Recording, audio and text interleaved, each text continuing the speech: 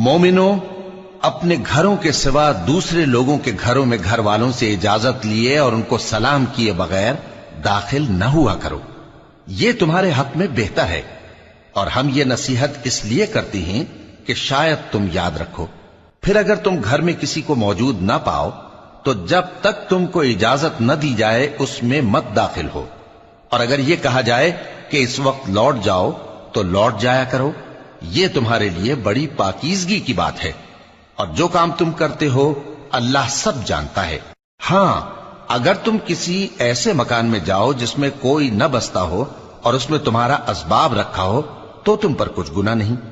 और जो कुछ तुम जाहिर करते हो और जो पोशीदा करते हो अल्लाह को सब मालूम है।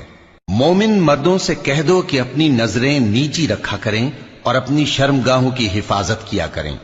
ये उनके लिए बड़ी पाकीज़गी की बात है।